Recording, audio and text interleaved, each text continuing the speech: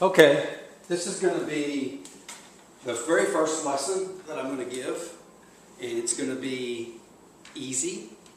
It's going to be how I can get you to begin to play the guitar. First, let's go over the strings very quickly. E, A, D, G, B, and E again. So there's high E, low E. Alright, we're going to start with the G chord. And what I'm going to do is I'm going to teach you a G chord using the last 3 fingers of your hand. You will take your index finger, you'll put it on the 2nd fret on the A string, 2nd from top, the A string.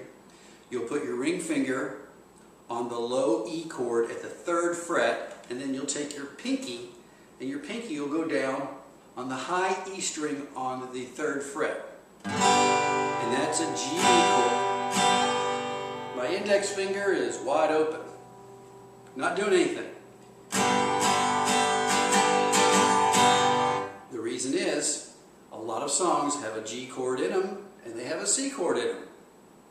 So, we're going to go to the C chord, because our index finger is right here. Very easily we're going to switch from the G to the C, because when you begin playing guitar you have to learn how to change chords and continue strumming.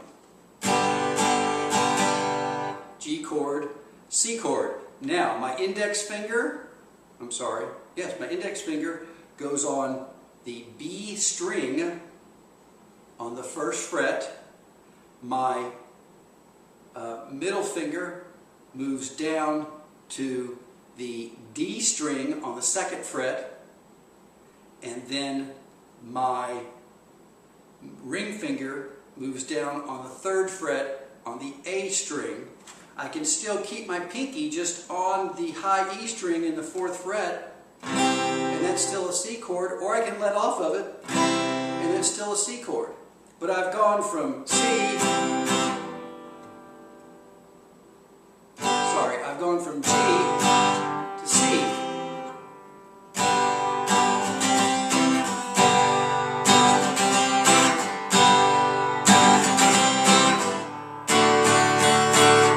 So I went from G to C to D, but don't worry about that. I want you to practice on this.